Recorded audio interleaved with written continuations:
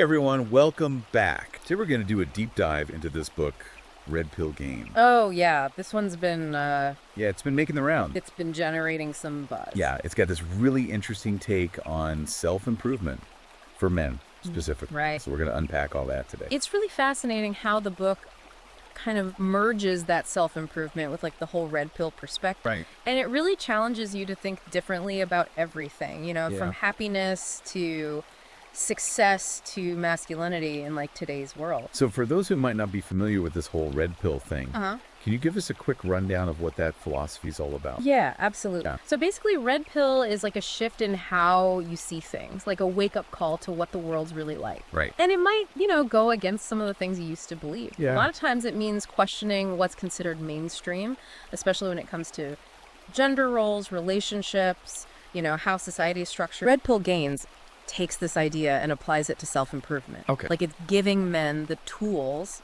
to take charge of their lives and decide what success means to them on their own terms. So it's like you see the world differently and use that to make positive changes. Exactly. I like that. Yeah. Now, one of the things that caught my eye right away when I was looking at the excerpts was this idea of red pill games. Yeah. It sounds like it's about small, consistent actions that add up to big results. That's it. The book really drives home that it's not about some overnight change. Yeah. It's about making small, conscious choices every single day, like putting tiny amounts of money into your savings account. Right. Those small deposits build up over time with compound interest. Yeah. But in this case, it's about building a better you, one step at a time. I love that analogy. It makes it so much easier to understand. So if we're talking about these small changes, what are some examples of red pill gains that someone could actually do in their life every day? Well, the book covers a lot, but one thing that stands out is habit stacking. Okay. So basically, you take a small habit you want to build, and you tack it onto something you're already doing. Oh, okay. Like if you already have your morning coffee routine, why not add a 10-minute walk right after? Right. It's simple, but over time, those 10 minutes really make a difference. Get fitter, you feel better overall. Yeah, so it's like using your existing routines to launch new habits instead of trying to change everything all at once. Exactly. It's definitely less overwhelming. Now, another big theme of the book seems to be time management. Oh, absolutely. Red Pill Games really stresses how important it is to treat your time as something valuable, Right. something finite. Yeah. And the book's point is that it's not about cramming more into your day. Right. It's about being deliberate with how you spend your time and making sure those actions are moving you toward your goals. So you're saying it's not about doing more. No. It's about doing the right things. Exactly. Okay. One technique they suggest is time blocking. Have you ever tried that? Oh, yeah. That's where you block out specific time for certain tasks. Yes. Yeah. I started doing that a few months ago, and honestly, my productivity has gone way up. It's a game changer. It's like you carve out that non-negotiable time for the things that really matter. Exactly. And it fits perfectly with that whole red pill gains philosophy, Yeah. making small strategic choices for bigger wins over time. Right, right. The book also talks about the Pomodoro technique. Are you familiar with that one? Oh, yeah, the Pomodoro technique. Yeah. I use that one for writing podcast scripts, actually. Oh, nice. It's all about working in those focused bursts, 25 minutes usually, then a short break.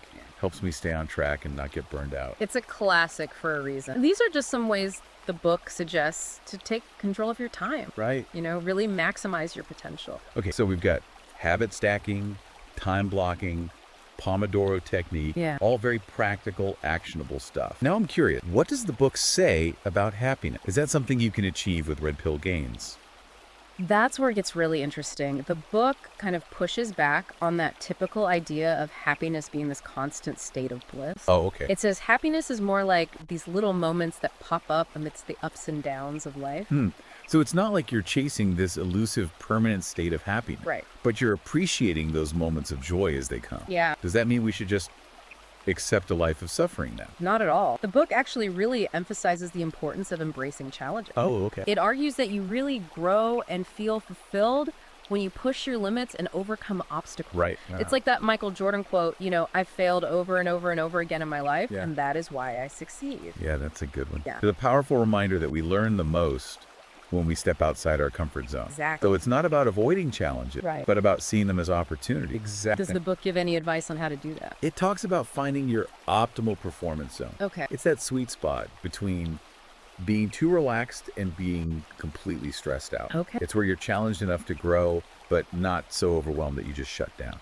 It's like finding that balance, that edge, where you're pushing yourself but not burning out. Yeah, I could see how that would be crucial for long-term growth. Definitely. Another thing I think is really relevant, especially nowadays, is the book's focus on reclaiming masculinity.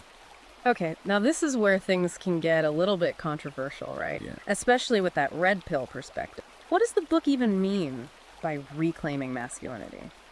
Well, it says that traditional masculine values, like strength, not showing weakness, being a leader, have been weakened by what it calls cultural Marxism. Okay. It's a complex topic, but basically it's saying there's been a shift in what's considered normal that's led to these traditional male traits being looked down on. Okay, that is definitely a loaded topic. And just to be clear, we're not saying we agree or disagree with any of these viewpoints. Right. We're just exploring what the book says. Exactly. So how does it suggest men reclaim masculinity with all these cultural influences going on? It really pushes the importance of inner strength, being self-reliant, having a strong sense of purpose. Okay. It also says men should challenge societal expectations that might be holding them back or making them feel like they have to conform to certain behavior. So it's about finding your own definition of masculine, one that feels right for you. Exactly. Not just blindly accepting what society says. Yeah. Yeah, that's empowering. Definitely. Now, along with this whole reclaiming masculinity thing,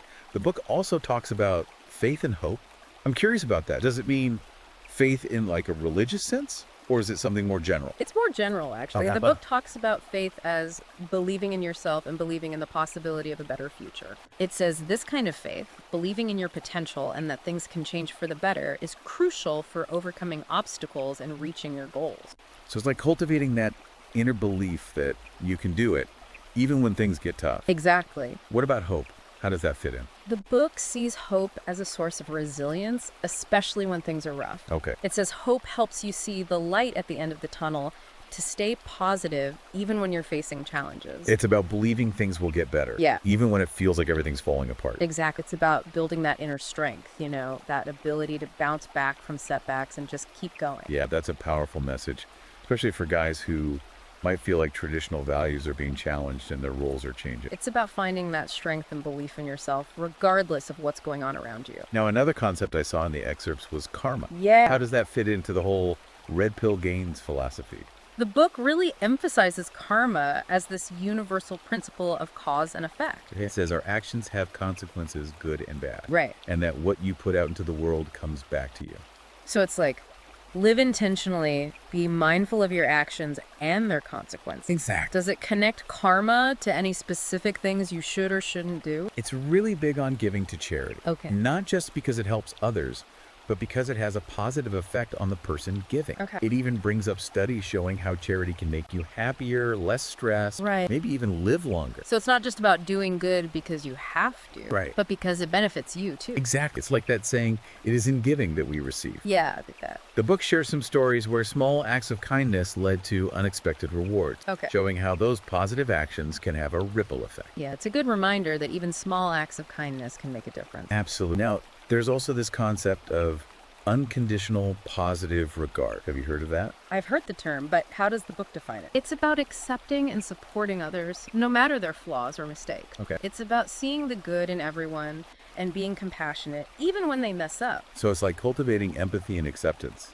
for others and for ourselves. Exactly. Does it suggest ways to practice this unconditional positive regard in everyday life? It talks about really listening to others, trying to understand their point of view, even if you don't agree. Okay. And it encourages practicing forgiveness, both for yourself and for those who've wronged you.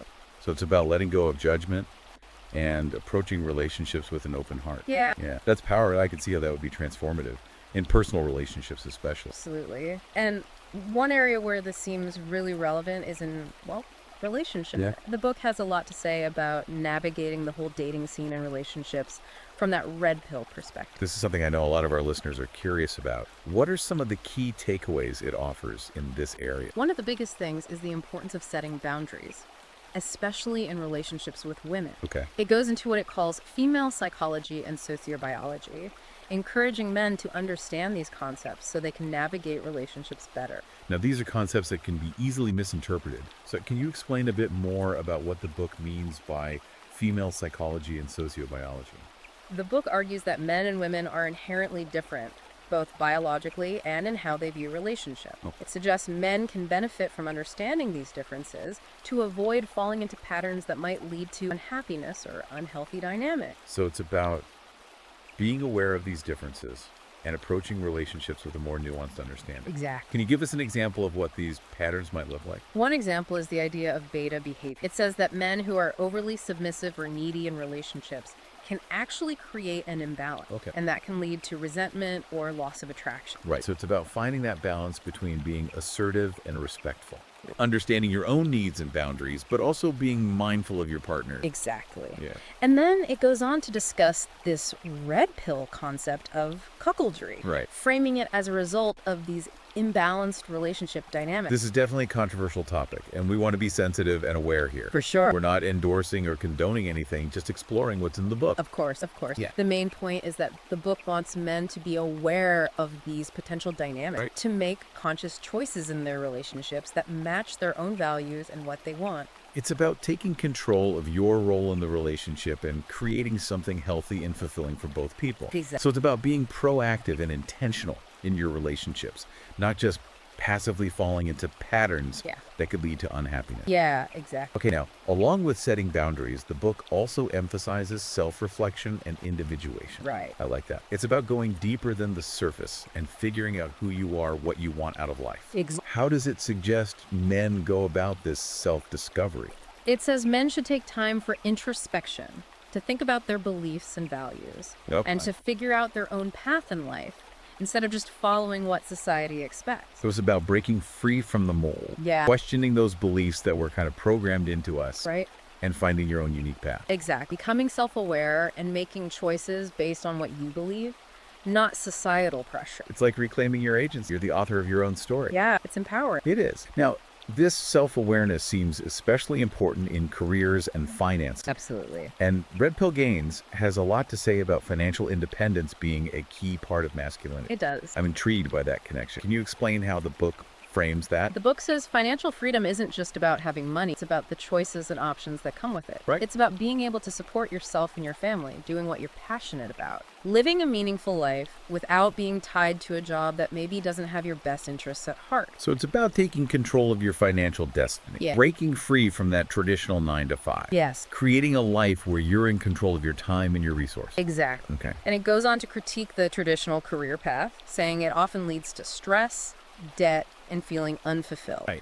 It encourages exploring other paths to financial freedom. What? Entrepreneurship, side hustles, investing. So it's about being open to different possibilities. Yeah. Challenging the status quo, finding a path that fits your values and aspirations. Exactly. Right. I like that. Along with exploring these alternative paths, the book also stresses being financially literate, understanding how money works, making smart choices with your finances. So it's about being financially savvy. Yeah. Not just earning money, but managing it well, investing wisely, Right. building a secure future for yourself and your family. Exactly. And it's not just about money. It also talks about having a strong work ethic, being reliable, and giving value to others. Right. No matter what career you choose. So it's not about shortcuts or getting rich quick. No. It's about putting in the effort, Yeah. honing your skill, Yeah. building a reputation for excellence. Exactly. It ties back to that whole red pill gains idea. Right. Those consistent small actions that build up. Yeah. In this case, you're applying it to your career. Right. Making those small improvements every day that lead to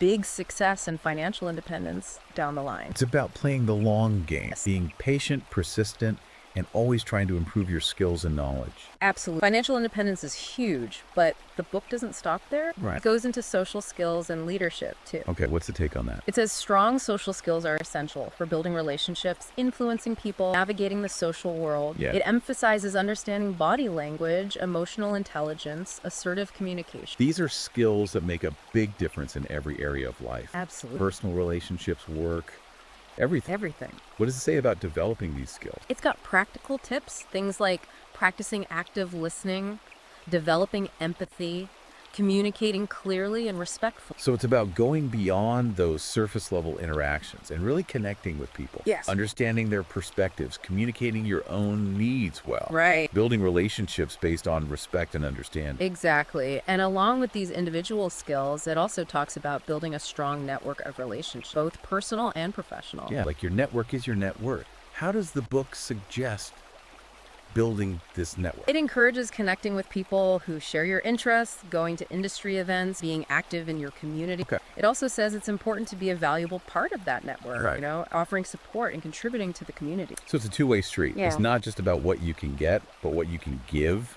It's about building those win-win relationships. Yeah. Where everyone supports each other. Exactly. And along with the social skills, it gets into leadership too, Yeah. saying it's something all men should try to cultivate. I'm curious how it defines leadership. Does it fall into that alpha male stereotype? It's actually a bit more nuanced than that. Okay. The book says true leadership isn't about dominance or control. It's about inspiring and motivating others towards a common goal. Right. It highlights qualities like confidence, decisiveness, integrity, vision. So leading by example, inspiring others through what you do. Yes. Creating a vision everyone can get behind. Exactly. And it encourages men to take on leadership roles in their families, communities, at work. Correct. It even gives advice on developing leadership skills. Like what? Setting clear goals, communicating effectively, delegating well, building a strong team. So it's about developing that leadership mindset, whether you're leading a team at work, guiding your family, or just taking initiative in your community. Absolutely. It all comes back to the book's overall message of empowerment. Yeah. Encouraging men to reach their potential and create a meaningful life. This has been a fantastic start to our deep dive into Red Pill Games. Yeah. We've covered so much, but there's still more to explore. Yeah, for now. We'll be back in the next part to go deeper into some of the book's more controversial ideas, as well as its advice on physical fitness, overcoming challenges, and navigating cultural influences. Stay tuned. Yeah, we've got lots more insights and actionable takeaways to share with you. For sure. And in the meantime, if you're ready to take that red pill and start creating a life that's truly your own, Yeah, you can find Red Pill Gains on Amazon Kindle and Google Play Books. absolutely. Until next time, keep seeking knowledge, keep challenging yourself, Yeah. keep striving to become the best version of yourself. For sure. Welcome back, everyone. We're diving deeper into Red Pill Games. Yeah, this book is really making us think differently about self-improvement and what it means to be a man in today's world. It's definitely been an eye-opening conversation. Yeah, in the last part we talked about setting boundaries in relationships and reclaiming masculinity, but it feels like we're just scratching the surface. You're right. We've got a lot more to uncover. And what makes this book so interesting is that it doesn't shy away from those tougher conversations. Right, it's like it's encouraging men to really dive into those areas where they might feel uncomfortable or challenged. Exactly. It's about stepping outside of your comfort zone, questioning those beliefs that you might have been programmed with, and looking at the world with fresh eyes. It sounds like that could be pretty liberating, but maybe a little unsettling too. Yeah, both. And that's where the whole red pill concept comes in, right? It's about choosing to see the world as it really is, even if it's not always pretty or easy. It's like waking up to a reality that you might have been ignoring. So it's about facing the truth, even if it means challenging what you thought you knew. Exactly. And one of the areas the book really emphasizes, especially when it comes to reclaiming masculinity, is physical fitness. Yeah, that was a big one. Red Pill Gains argues that physical strength isn't just about how you look, but it's actually a fundamental part of a strong masculine identity. It's more than just aesthetics then. Way more. It's about feeling confident and capable in your body, feeling strong. Right, it's that mind-body connection, that feeling of power that comes with knowing you're physically strong. Does the book talk about any other benefits of being physically fit, aside from just the way it makes you look? It does. There's a whole bunch. It actually mentions studies that link physical fitness to better mental health, higher self-esteem, even increased resilience. It basically says that the discipline and dedication you need to stay physically fit spills over into other areas of your life, helping you succeed in other ways. Makes sense to me. When you feel good physically, it impacts everything else, right? Yeah. You have more energy, you feel more confident, you're more likely to go after what you want. Exactly. It's like a domino effect. The book even suggests there might be a connection between physical fitness and how much money you make. Yeah, it mentions these studies that found people who are more muscular tend to earn more and have an easier time finding jobs. I've never thought about it like that before. But yeah, when you think about the kind of dedication and work ethic you need to get and stay fit, it makes sense that those qualities would be valuable in any career. It's not just about the money, though. The book also says that being physically fit boosts your confidence, makes you a better leader, and helps you handle stress better. So it's a whole package deal then. A strong mind, a strong body, and a strong spirit. Sounds pretty powerful. What about someone who's just starting out on this fitness journey? Does the book offer any advice? Oh yeah, tons of it. It all starts with setting realistic fitness goals, and it really stresses that you gotta start small, focus on being consistent, and making gradual progress. Yeah, trying to change everything at once is a recipe for disaster. Totally. Small steps, consistency, and celebrating the wins along the way. That's what creates real lasting change. Couldn't agree more. The book also says it's really important to find an exercise routine that you actually enjoy, something that fits into your life. Oh, it has to be sustainable. You have to actually look forward to it. Exactly. So whether it's weightlifting, running, swimming, or anything else, the key is to find something you could stick with long term. It can't just be about hitting the gym, though, right? Yeah. What about nutrition? Red Pill Gains talks about that too. Nutrition is a key piece of the puzzle for getting in shape and feeling your best. It really pushes a balanced diet, lots of protein, healthy fats, complex carbs. It's all about giving your body the fuel it needs to run well. What kind of specific things does the book recommend for nutrition?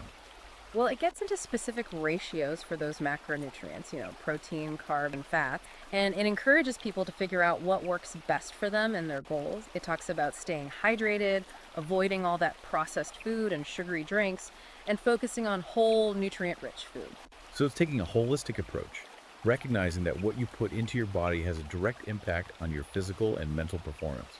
It's not just about looking good, it's about feeling good and being able to perform your best in all areas of your life. Red Pill Gains really hammers home the point that when you make both exercise and nutrition a priority, you can unlock your full potential and reach a level of fitness that benefits your overall well-being. Now that's what I call a winning combo. But shifting gears a bit, I was interested in what the book had to say about invention and necessity. It seemed like a bit of a detour, but I'm curious where it fits into the overall philosophy. Oh, that part was fascinating. Red Pill Gains argues that invention often comes from needing to solve problems or overcome obstacles. Interesting. Like, it uses the example of how the World Wide Web was invented. It came from scientists needing a more efficient way to share information. I see. So it's about recognizing that limitations and obstacles can actually spark creativity and push us to come up with new solutions. Exactly.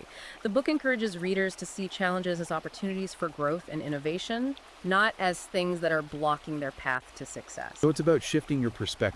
And does the book give any suggestions for how to do that? Well, it highlights the stories of people like Elon Musk and Jeff Bezos who set these ambitious goals and just went after them relentlessly, overcoming all kinds of obstacles along the way. So having that unwavering belief in yourself and your ability to reach your goals, even when things get tough, it's about having grit and determination to keep pushing forward no matter what. Exactly. And it also talks about setting clear, measurable goals, breaking them down into smaller, more manageable steps, and having a solid plan. It encourages you to be persistent and flexible, be willing to change course if needed, and to never give up on your dream. So it's about having that long-term vision and unwavering commitment to your goals, but also being willing to adapt and be flexible along the way. Exactly. And it really emphasizes courage and resilience, especially when you face setbacks or failures.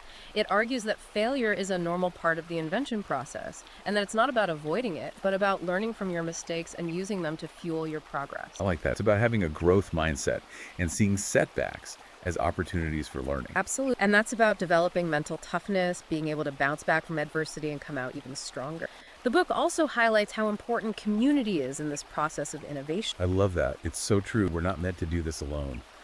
What does the book suggest in terms of incorporating community? Red Pill Games argues that collaboration and sharing ideas are super important for fostering creativity. It wants readers to connect with people who have similar goals, build a network of support, and be open to learning from others who have different perspectives. I'm all about that. Leveraging the collective wisdom of a community to achieve more together than we could individually. Precisely.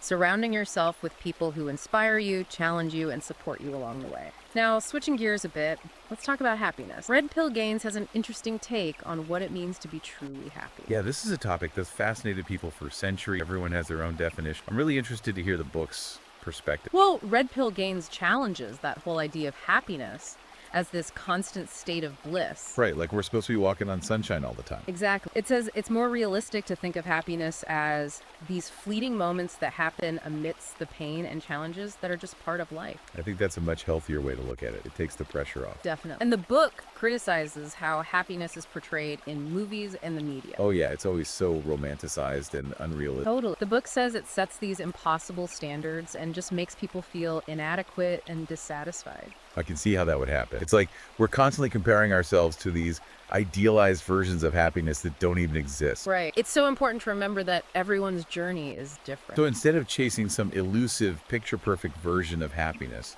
we should be focusing on appreciating those moments of joy as they come and recognizing that they're part of a bigger picture. Exact. And it's about finding meaning and purpose in your life. not just chasing after those fleeting moments of happiness. It's about finding fulfillment from within, rather than relying on external things to make you happy. Yes. The book even mentions the hedonic treadmill, that idea that we're always seeking out new experiences and possessions, thinking they'll finally make us happy, but they end up leaving us feeling empty. Oh, I know that feeling all too well. It's like you're always chasing the next thing, thinking that once you get it, you'll finally be content. But then you achieve it, and you're already looking ahead to the next goal. Exact. It's a never-ending cycle. Red Pill Gaines argues that true happiness comes from a sense of purpose, from connection, and from accepting yourself, not from external validation or material possession. It's about finding joy in the simple things, being grateful for what you have, and being present in the moment. And it even suggests that embracing the pain and suffering that are a natural part of life can actually help you grow and appreciate the good times even more. I can see how that might be a tough pill to swallow for some people. What's the reasoning behind that idea? Well, it's definitely a challenging perspective. It resonates with Stoic philosophy, which emphasizes accepting what you can't control and finding peace even when things are difficult. It's about understanding that challenges and setbacks are inevitable and that your character is defined by how you respond to those challenges. So it's not about pretending that pain doesn't exist or trying to avoid it at all costs. It's about learning to navigate it with grace and resilience. Right. It's about knowing that difficult experiences can make you stronger and more appreciative of the good times. The book even connects this to developing a strong masculine mindset. Oh, it's interesting. I wouldn't have thought to connect those two things. How does embracing pain relate to masculinity? Well, Red Pill Gaines argues that men are often taught to hide their vulnerability and suppress their emotions, which can actually lead to problems dealing with life's challenges. Yeah. It encourages men to be more open about their feelings, to seek support when they need it, and to see vulnerability not as a weakness, but as a strength. It's about recognizing that true strength comes from acknowledging and processing your emotions in a healthy way, rather than denying them. Absolutely. And it's a message that I think is so important, especially in a culture where men are often told to man up and hide their feelings. It's about allowing yourself to experience the full range of human emotions, both the good and the bad. Exact. And along with this idea of embracing pain, the book also highlights the importance of faith and hope. I'm curious to hear how it defines those concepts. Is it talking about religious faith or something broader? It's broader than that. Red Pill Gaines talks about faith as a belief in yourself and the possibility of a better future. It doesn't have to be tied to religion. So it's about having that inner belief that you can achieve what you set out to do, even when things are tough. It's about believing in your potential and knowing that things can change for the better. That's it. And the book argues that this kind of faith can be incredibly motivating, pushing you to overcome obstacles, reach your goals, and persevere through tough times. It uses the example of Richard Branson, who faced tons of setbacks but never lost faith in his ability to succeed. It's about having that unshakable belief in yourself and your vision, even when other people doubt you. It's about having that inner drive that keeps you going. And the book also talks about hope. It says that hope can give you strength and resilience, especially when you're facing adversity. It's about staying positive and believing that things will eventually get better. It's about holding on to that belief even when it feels like everything is falling apart. Exactly. It connects faith and hope to resilience, saying that these qualities help you bounce back from setbacks, learn from your mistakes, and ultimately achieve your goals. It's about having a mindset of growth and possibility, believing that you can overcome challenges and create a better future. It's about trusting that you have the strength and resilience to handle whatever life throws your way. Yeah. And the book also encourages readers to practice positive self-talk as a way to cultivate faith and hope. You got it. It's about recognizing the power of your thoughts and using them to your advantage. Our thoughts really do have a powerful impact on our experience. How does the book suggest using positive self-talk to cultivate faith and hope? Well, it says that what you tell yourself has a huge impact on your thoughts, feelings, and actions, and that replacing negative self-talk with positive affirmations can boost your confidence and resilience. It suggests figuring out what your negative thought patterns are, challenging them, and replacing them with positive, empowering beliefs. So it's about becoming aware of your inner critic and consciously choosing to replace those negative thoughts with positive and affirming ones. Exactly. It's about retraining your brain for success. And along with positive self-talk, the book also talks about visualization. I love visualization. Yeah. It's amazing how powerful our minds can be in creating our reality. How does the book suggest using visualization to achieve goals? It says that by creating a clear picture in your mind of what you want to achieve, you can actually program your subconscious mind to work toward those goals. It suggests practicing visualization regularly, imagining yourself achieving your goals with vivid detail, and engaging all of your senses. It's like creating a movie in your mind and really immersing yourself in the experience of achieving what you want. Exactly. And then it's about aligning your thoughts, feelings, and actions with those desired outcomes, which can create a powerful force for achieving your goal. This has been an incredible journey through some of the key themes in Red Pill Games we've talked about so much, from physical fitness and embracing challenges to the nature of happiness and the role of faith and hope. And there's still so much more to explore. You're telling me we still need to dive into what the book says about relationships, the impact of culture, and some of those more controversial elements of the Red Pill philosophy. Stay tuned, everyone. We'll be back with the final part of our deep dive. Welcome back, everyone. We're in the home stretch of our deep dive into Red Pill Gains, and I'm ready to unpack these final pieces. Me too. It's been a wild ride. In the last part, we touched on understanding female psychology and setting boundaries. I know a lot of our listeners are eager to hear more about how the book tackles this. Yeah, it goes deeper than a lot of mainstream relationship advice. Okay, so how does it approach these topics? It encourages men to be more analytical about dating and relationships, like understanding the dynamics that drive attraction and long-term compatibility. So it's not about playing games. No, not at all. It's about understanding what's going on beneath the surface and making smarter choices, taking charge of your role in the relationship and creating something that works for both people. Okay, now one thing I keep seeing pop up is this alpha male idea. How does Red Pill Gains define that? Yeah, that term gets thrown around a lot. It's been glorified and demonized. Do you get some clarity? The book's take is more nuanced than that typical image of a dominant, aggressive guy. It defines the alpha as someone with confidence, assertiveness, leadership, a strong sense of purpose. Right. It's a guy who takes action, makes decisions, leads by example. It's about being a leader, not a bully. Exactly. The book says these qualities are attractive to women because they show strength, competence, the ability to protect and provide. Okay. But it also says these qualities are important for men in general, not just for dating. So it's about being the best version of yourself, not just putting on an act to attract someone. Right, exactly. Now, it also talks about the beta male, often seen as the opposite of the alpha. Yeah, and that term can be kind of loaded. It can be. The book describes the beta as someone who's submissive, needy, lacking direction. Okay, those are some pretty strong words. Yeah, and it suggests these traits aren't as attractive because they might signal a lack of confidence or leadership. So it's not about putting those guys down. No, it's about helping them understand how those behaviors might be holding them back, not just in relationships, but in life overall. So it's not like you're stuck as an alpha or a beta. Right. It's about recognizing that these are traits and everyone falls somewhere on that spectrum. Yeah, and you can move along that spectrum as you grow and develop. Exactly.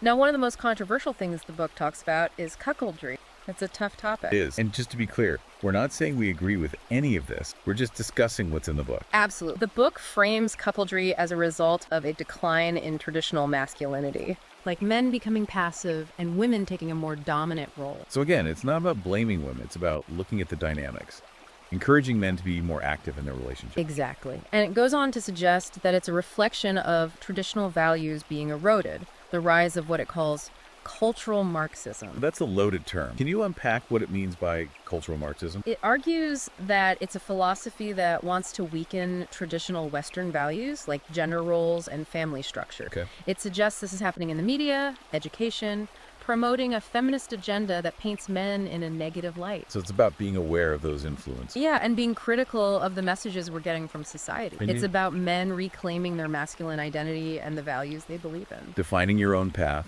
living authentically. Now, besides these cultural critiques, does it offer any practical dating advice? Yeah, definitely. It tells men to be proactive, approach women confidently, work on their social skills. It even has strategies for meeting women, starting conversations, building attraction. So it's about taking charge of your dating life. Exactly.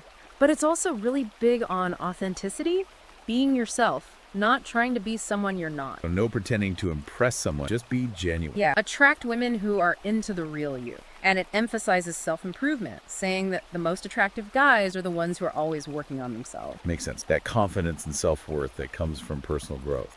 Now, before we wrap this up, we need to talk about one more thing. Incremental improvement. Yeah, that's a big one. It's about those small changes every day that lead to huge results. One step at a time, right? That's it. The book uses the analogy of compound interest. Small deposits adding up over time. It applies to everything: fitness, money, relationships, personal growth. Small, consistent actions build momentum. Exact. Red Pill Gains argues even a 1% improvement daily leads to big growth over the long haul. It's about trusting the process. And the book says to celebrate those little wins along the way, acknowledge your progress, keep that momentum going. No need to wait for some big overnight transformation. Enjoy the journey. Exactly. Red Pill Gains is all about empowering men to take control, set big goals, and work toward them with discipline. It's about questioning everything and seeking truth, even if it's unpopular. It's about breaking free from limitations and creating a life on your own terms, becoming the best version of yourself. And if you're ready to explore these ideas, you can find Red Pill Gains on Amazon Kindle and Google Play Books. It's a book that'll make you think, inspire you to act, and give you the tools to level up your life. Until next time, keep learning, keep challenging yourself, keep growing. Remember, you have the power to create the life you want. Take that first step. We'll see you on the next deep dive.